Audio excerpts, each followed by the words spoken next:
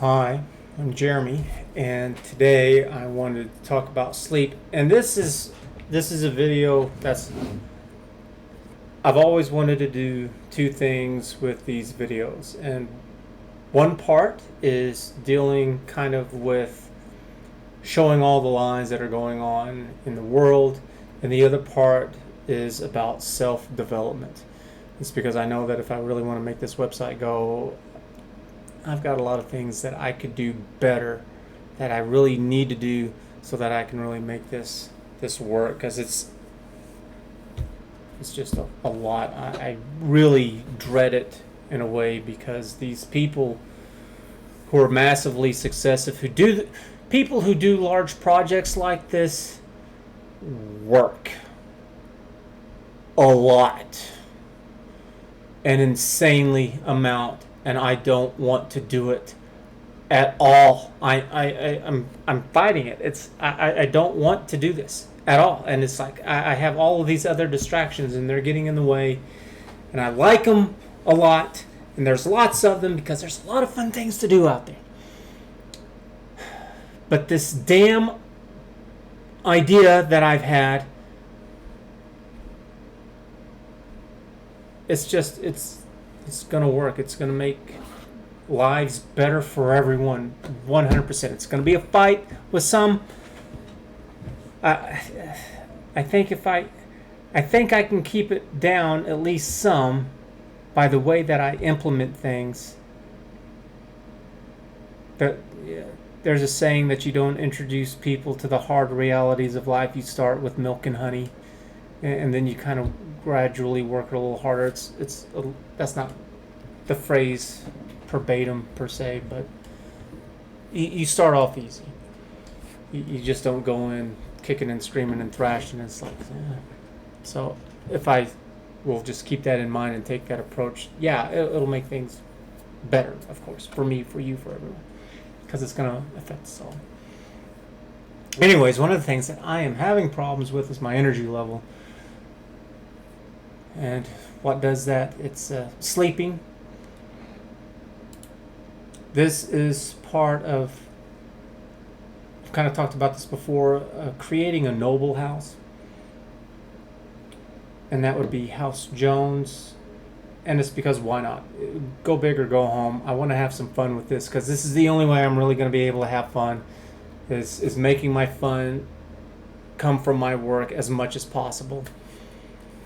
So I just don't want to have like a bunch of rules and guidelines and something that I kind of pass off to my family and my kids or whatever, and to share with the rest of you. It's like, well, let's have fun with it, and let's be as creative with this in every possible way. And it's finding the best information that I can so I can have the best life possible. And then I also want to be creative, and I want to create some nice things too, or fun things. This is going to be a long one because I found Matthew Walker. So I like Joe Rogan. He tells a bunch of his own personal stories. I don't like that. But this video is called The Joe Rogan Experience, number 1109 hyphen Matthew Walker here. It is an hour and 55 minutes and 32 seconds long. This took forever. But this goes really well with kind of how the website's going to be set up. So the website is going to be based off of facts and evidence, and not your feelings, not your emotions. I don't care. There was this Somerville study that was done back in like the 30s or 40s or something like that, and they took these kids, they gave them all this counseling and really worked on their education to try to give them a better life. And whenever they did the follow-ups like a decade later or something like that, it had the opposite effect, and they actually ended up being worse citizens and more involved with crime, and they were more successful at it because they had a better education. Because I think one of the things that didn't happen was that they didn't teach them anything along the lines of values about, well, this is good and this is bad and here's why and here's what you can do instead. It was just, from my understanding, a lot of it was just, well, we're going to teach you how to read and write, and here's some science and history and government and stuff like that, and we're really going to make sure that you understand it. And it's like, well, that's good, But if you're not teaching them how to use that information for good reasons, then what are you really doing? But everyone thought, oh yeah, that sounds really good. Yes, everyone needs to know how to read and write and do math. And it ended up being the opposite. So I don't care about your feelings. I care about what's really happening. And that happens with this too, with many of my other videos, is that I'm not trying to change anyone's mind with this stuff. I'm just trying to show that there are lies. And going over this, we're going to see that there's a lot of misconceptions going on with sleeping and what's involved with it.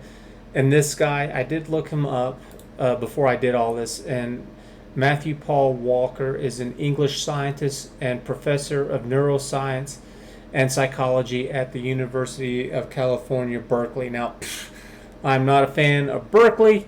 Berkeley is absolute garbage, but sleep is sleep. I don't know of any controversy going on around with sleep. So, and this guy sounds like he's pretty well informed, and he refers back to studies and research. But there's plenty of issues with research and studies. But what's so weird? It's not like we don't have an answer for this stuff. We do, and it's like, if nobody's going to do it, then fine, I will. Part of it is that the peer study review is not nearly thorough as much. You can just publish something, and people just kind of just take it as gospel, and it's like it has not been reviewed, and whenever it is, they can't duplicate these things. So this should not be a thing at all. And it's like, well, I know how to deal with it, and part of it is that I just told you. One of the things that's going to happen is that there's a lot of these things that we ourselves can be scientists and we can do ourselves. Now, all collectively as a group and not as individuals, because there might be some individual things as to why it's not working out for you. So you might go into a special case. And we'll go over all of this with this. And so if you like all this kind of stuff where you want to know more of a truth, you want to improve your life, you're tired of being lied to, give the video a like, give it a thumbs up, subscribe, and become a member. And in case if you didn't catch my other video, which if you're on YouTube you didn't, because I didn't put it on there, it's a Bitchute exclusive. But it's real short. It's nothing too special. It's just that I did get my first YouTube community strike over the Texas Democrats that fled and they went to D.C., and I didn't like that, because how are you supposed to do your job if you're not even there at your job? Their job is to be in Austin trying to talk to the other side to try to get whatever it is that they want to do. I also criticized the Oregon Republicans for doing this in their state like a year or two ago. And it's like, no, that's ridiculous.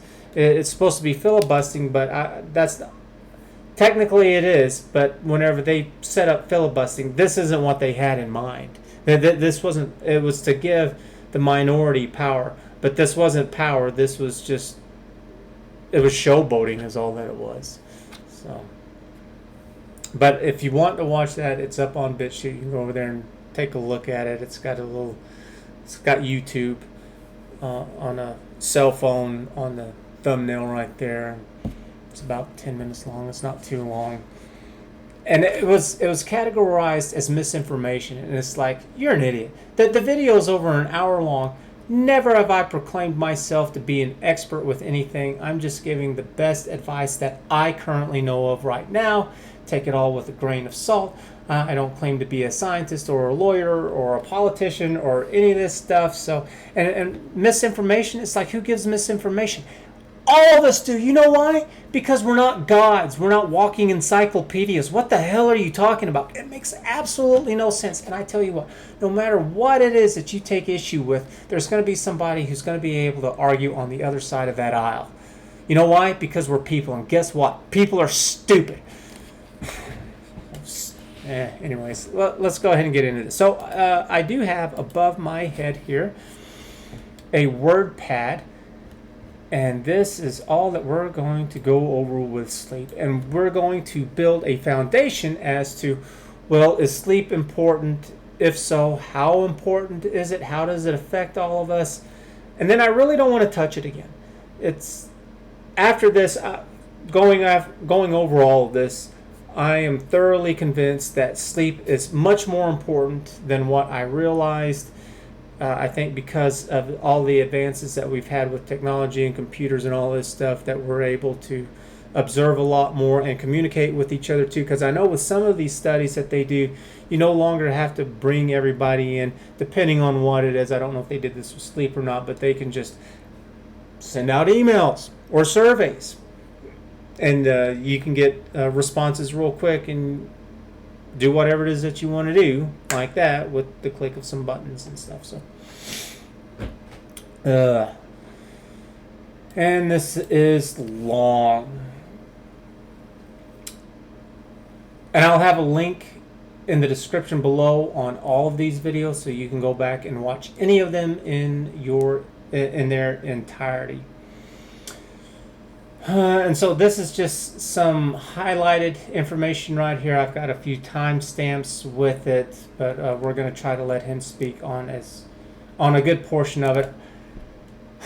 One of the things that I don't like is that Joe Rogan talks too much and he gives his own personal stories, and it's like, I don't want to hear from you. I want to hear from Matthew. And it's not like Joe Rogan's stories are bad or anything. It's just his experiences don't mean anything to me. You know, it's listen to his experiences for entertainment stuff. It's like, go ahead. But he's not the doctor here, so. So what did I write here? So I guess at roughly 23 minutes here, the problem with going along with things just because it makes sense. Okay, so yes, we need to listen to this, and then I'll talk about what this means. So at 23 minutes. Mother Nature create this thing called the dream experience. You know, what would be the fun a dreamscape? Well, maybe we're sharing a dream. Yeah, very Inception-like. Is that possible? Not based on the science so far. So that's the movie that they're talking about, Inception.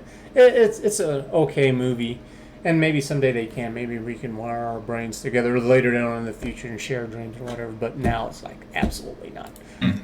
But I think, you know, what you speak. But what we're listening to here is that they're going to talk about two things, and Joe is going to say that makes sense, and then he's going to say after the second thing has been explained, that too also makes sense. And this is the problem with people's feelings, is that you may feel like this makes sense, but it doesn't.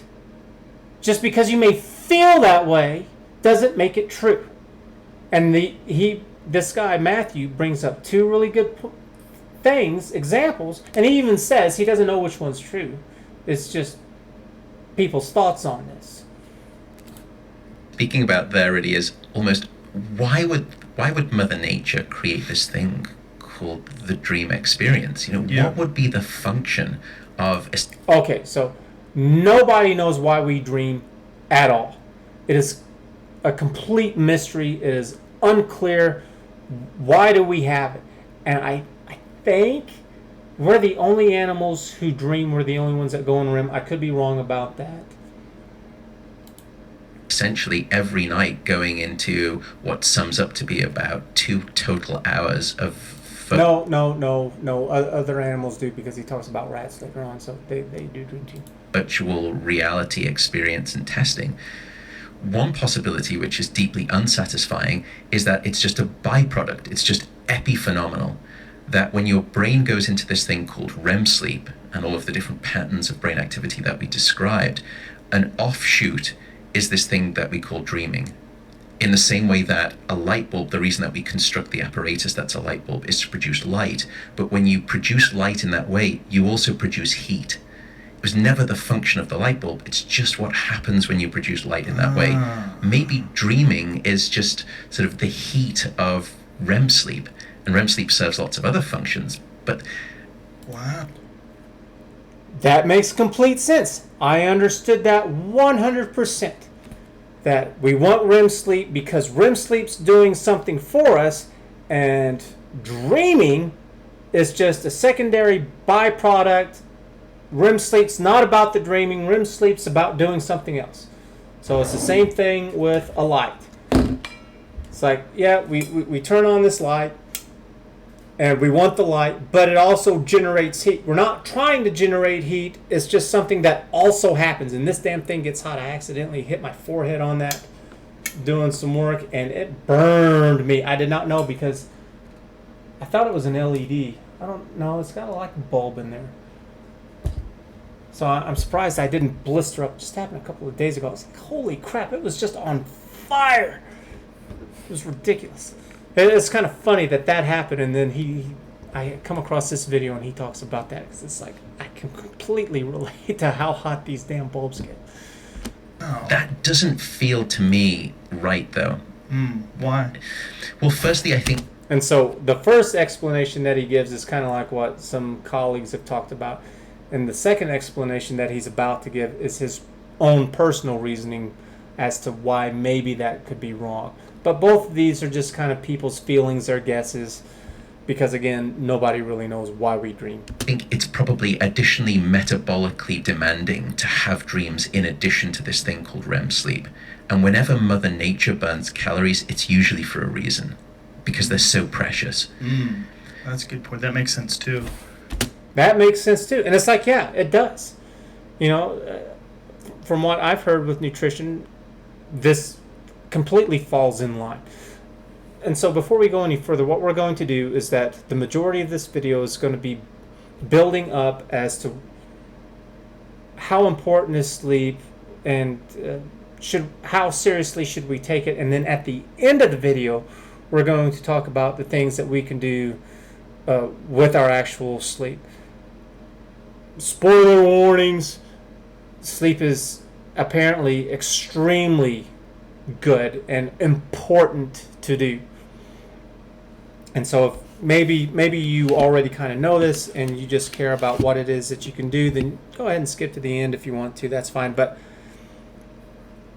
with my website, what I want is to bring the most accurate, up-to-date information, like I'm doing with this video, but on a much larger scale. I want a lot of people to be able to help me out, because it's literally impossible for me to do this with everything everywhere. It's going to take everyone. And then with the best information that we currently have, for you to make up your own mind how you need to fit that into your life, because your life is totally unique from mine. And this is just a great example on an extremely small level scale as to how this is going to work with the website. So I highly encourage you to watch it all so you can have an idea of things to come later down the road in the future. Yeah. I read some article. And then what's great about that is, imagine if you had a place where you could go online where it was just information like this galore. Great, wonderful information, all in one place, all at one easy-to-use site, ergonomics with the entire layout, with the entire process from start to finish, and then you could construct the kind of life that you wanted best for you. That the choices are yours. Knock yourself out. Man, that would be fantastic. Imagine that for all of your hobbies, for your job, for dealing with relationships, whatever it is that you wanted. That would be fantastic. And that's part of the reason why I'm doing it, because, for example, I like to do woodworking. And you have all of these stupid channels and websites with woodworking on how to just make a box. And it's like, I've already heard this, and they've got so much fluff, and it's like, they'll start off the videos like, oh, it's such a great morning on out here, and it's like, it's just feeling good. It's like, I don't care about your day, get on with it. It's the same thing with Joe Rogan right now, telling all of his personal stories. It's like, it's nice and it's fine, and there's a place for that, but there needs to be a place where I just want the information. I got stuff that I want to do. I'm not looking to sit back and relax. I want to go and do some things. And I want to be able to go to one place where I can get it all, and I want it to be accurate with good checks and balances with I tell you what, I just got it. About the...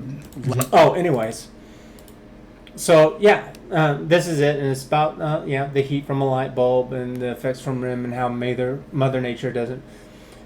This is why I want information based off of some kind of facts and evidence and feelings, and to get information from people who work on the current issues. Because this is one of the problems that we have right now, is that you get checkmarked and you get verified, and they want to treat you as if you're God's greatest gift to the planet. You know, like you get on Twitter and it's like, oh, well, you're a blue checkmark. And you're also a kid living in your parents' basement. I don't want to hear from your kids. It's like, go ahead and voice your opinion, and it will be labeled as opinion or whatever. It will never be labeled as misinformation. It's ridiculous to think that there's going to be any person or group out there who just has all this great, accurate information, up-to-date information. It's like, no, I don't know what the hell it is that you're talking about. That's ridiculous. So even though YouTube gave me that strike or whatever, it's like, that's exactly what I want to see happen, because I'm going to take all that fire away. What's that phrase? Never let a crisis go to waste. It's like, well, that's a crisis for YouTube, and I'm going to spin it in my advantage. You know why? Because I'm not a moron. They are, but not me. So, you can sleep when you're dead is a horrible phrase. It will kill you faster, and that's something that they talk about in this video, and I put that in there because they specifically said that. You can sleep when you're dead. And Matthew says that's a horrible thing. It's completely backwards. And this is one of those platitudes where it kind of sounds kind of neat or cool in some way. You can sleep when you're dead. It's like, yeah, I'll have plenty of time then. Life is short. And what we're going to find out through this video is that that's the complete opposite. That apparently there's a lot of studies and research that show it's like, no, you really need 7 to 9 hours of sleep. And if you don't, it will take years off of your life. And it will make you perform less right now. So the importance of sleep, a great way to learn, timestamp 31 minutes into it. I'm going to get close here. Pathways and even skilled motor movements. What you can do is you can place these electrodes into centers of the brain. We work at my sleep center works on humans, but other people have done these studies in rats. And you implant electrodes and you measure the brain cells firing as the rat is running around the maze. And let's say that you can sort of play little tones for each brain cell. So they're running around the maze, and you can listen to the brain cells learning the signature of that maze. So it goes bum bum bum bum bum bum bum bum bum bum bum bum. What was amazing is that when you let those rats sleep, but you keep listening to the brain, what you hear is brum brum brum brum, as if the brain is actually, and in fact it is, it's replaying the exact same sequence, the memory sequence that it was learning whilst it was awake. It's replaying, but at a speed that is 20 times faster. Well, that's cool. You know, that they were able to figure this out with mice. That each time a certain part of the brain does something, they associate a tone with it. So you hear that little tone, and then they hear these patterns. And that these patterns happen quicker whenever they're asleep, and they're the same patterns at night as during the day whenever they're going through the maze. That's cool. Oh. So, now we start to get into this inception world, and I don't mean to, because the scientific data, we're not sort of in that territory. But, that notion of time compression and time dilation that Christopher Nolan played so well with in that movie, we can see that. It's been a long time since I've seen that movie, but they go in a dream within a dream within a dream, and it's supposed to be this really long time span. But so spoilers a little bit with it, but it only ends up being like 5 minutes in real life that they're kind of asleep or something like that. It's been forever since I've seen the movie, but that's kind of the way that the dream is. I've definitely had dreams where it's like this thing just keeps going and going and going, but in reality, I was only asleep for like 5 minutes. It hasn't happened too often, but it's happened a few times, and it's most noticeable whenever you've just taken a small little nap or something like that. It's like, yeah, I had this really vivid long dream, and it's like, you've barely been out. What are you talking about? Oh, really? At the level of brain cell firing in rats as they're learning these mazes. And it comes back to what you're saying, which is that the better that they rehearse those skilled memories, when you wake them up and test them the next day, that predicts how much better they are in terms of their performance. So it's not just that you learn, you go to sleep, and you replay and you hit the save button on these new memories. You actually sculpt out those memories and you improve them. And we've done studies with motor skill learning, critical for athletic performance. And practice does not make perfect. Practice with a night of sleep is what makes perfect, because you come back the next day and you're... So I don't like that he's saying perfect. He should say practice makes you better, and practice with sleeping makes you even better. 20 to 30% better in terms of your skilled performance than where you were at the end of your practice session the day before. Wow. Wow. I mean, sleep is the greatest legal performance enhancing drug that most people are probably neglecting in sport. Wow. And not just for your physical performance, but actually skill learning. That's right, skill learning, memory, and then also, downstairs in the body, all of the recoup. Now, I do want to say that he is making it sound like that you do have to get the skill down right. If you were trying to improve your swing with your tennis racket, golf club, if you were trying to throw a football or basketball, if you're missing all the time, no, you do have to do it right. If you're playing the piano, you do have to hit the notes correctly. And he talks about the piano a little bit. Recuperative benefits. And you can flip the coin, by the way. If you're getting 6 hours of sleep or less, your time to physical exhaustion drops by up to. And so I have that down for number one, is that if you really want to learn, if you want to maximize your learning experience with any kind of skill, then you can learn it 20 to 30 times faster by sleeping 7 to 9 hours a night. And that number two, you get exhausted faster if you don't get enough sleep. And so he's going to talk about getting 6 hours of sleep or less. 30%. So you could spend all of your time training for a 10-round fight, perfect condition, but then I put you on 6 hours of sleep the night before, you're now going to be physically exhausted by round 7 rather than round 10. Wow. But well, that's a really hard thing for fighters because they have a very difficult time sleeping the night before a big fight. Yep. It's very, very difficult because Hugely of anxiety. Yep. And I would imagine it's got to be Physiological system, especially in elite sports these days, because small fractions of a percent of gain can make a huge difference. Well, that sounds like 30%. That's a monster. Huge, yeah. I mean, your time to sort of not just physical exhaustion, but the lactic acid builds up quicker the less and less that you sleep. So I like it that he's referring to all these chemicals.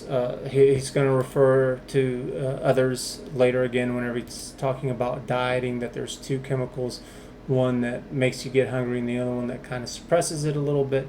So not just saying this, but being somewhat scientific. I mean, he does have to put these in layman's terms so that the general population can understand. Your ability of the lungs to actually expire carbon dioxide and inhale oxygen decreases the less sleep that you have. That makes so much sense. Because when I was doing... And I don't care about his personal stories. I mean, I'm glad that he's understanding this, and this is something that he can relate to, but I don't care about his anecdotal experience, so we're going to go ahead and skip ahead.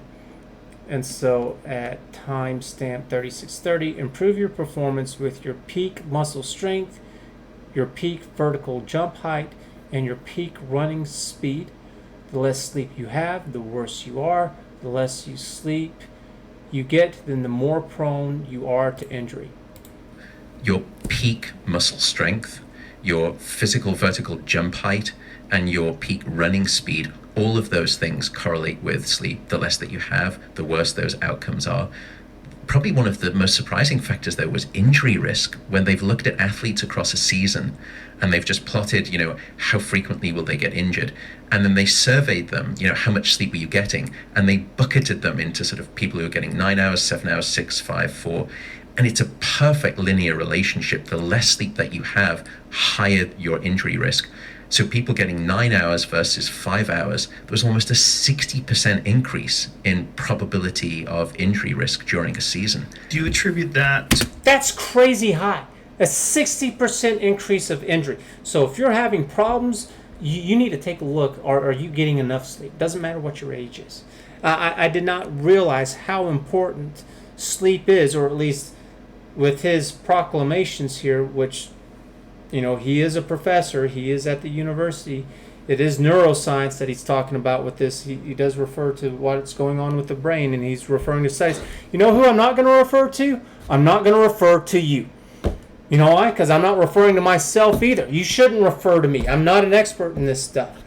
This guy is. I'm not referring to Joe Rogan either.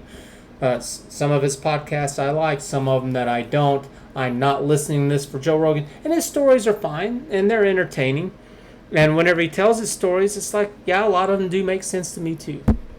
But I'm here primarily for Matthew Walker. As I assume that you are too. I mean, you're not, if you're taking this information and you're digesting this, it's not because of what I'm saying. I'm not the one proclaiming to be the expert. He is, and that's what I want. I want the best, most accurate information possible. Exhaustion, or do you attribute that to a lack of recovery from the previous night's workout? Is it a combination of those things? Is it exhaustion causing you to misstep, perhaps, and like twist an ankle or turn a knee? Yeah, it's all of those things. I mean, if you look at microbalance, if you look at sort of these stability muscles versus, major muscles, those stability muscles also fail when you're not getting sufficient sleep. And I think we often underestimate how critical they are in sport performance, particularly in terms of combating and placating injury risk too. So that makes sense. And he's saying, yep, and there's research that backs it up. And I don't have time to look at all the research. That's just too much. However, on my website, it's all going to be correlated. It's all connected. I'm tired of all this fragmented BS crap that goes on. So he could be wrong, and maybe he's got some reason to, or maybe the research that he's referring to is wrong and he doesn't know it, but I know how to deal with it. I know how to deal with it all. So. How brilliant. Oh, and so now, at timestamp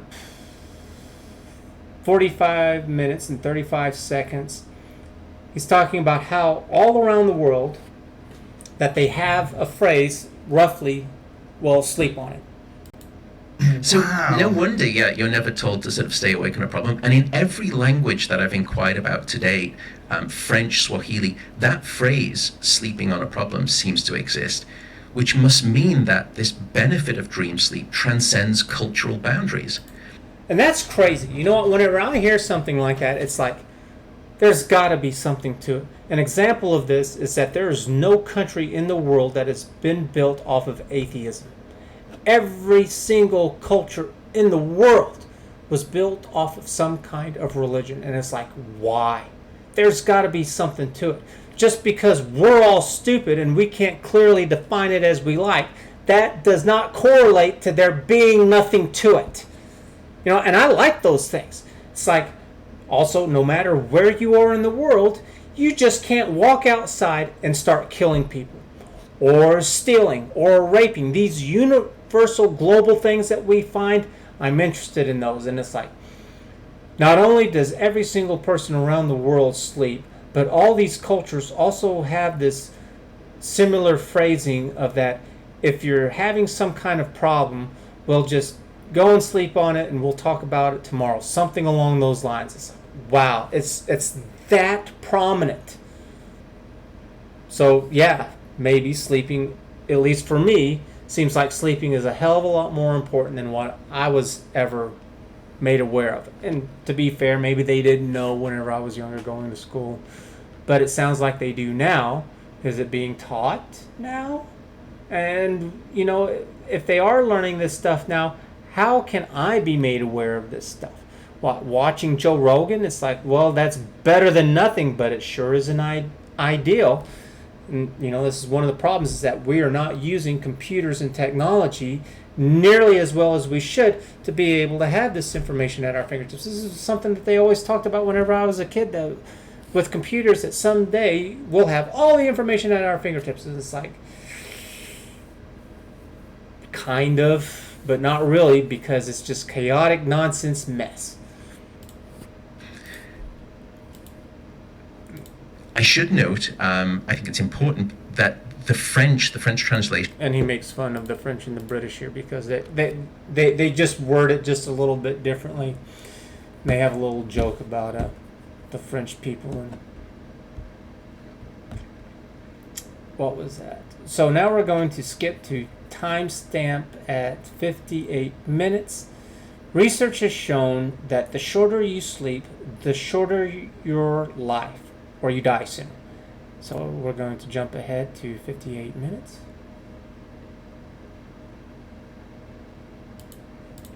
So you can do it at many different levels. I mean, we can start at the sort of gross high level, which is epidemiological studies across millions of people, where you do surveys, you ask them about their sleep, and then you look at health outcomes. And so, you can ask all of these people through surveys because of electronics, and I think this is one of the big reasons why, man, all this information is just being flooded with us, and it's like, oh, now we're getting somewhere, we're getting started. It's narrowing this stuff down at least a little bit, and it's like, it's great.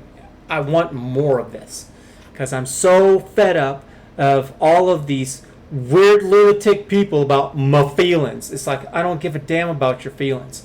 And it seems like, especially with the far left, that's all they're ever about. Well, I feel like we can do better. Yeah, thanks a lot there, Captain Obvious. Of course we can do better. What's your plan for it?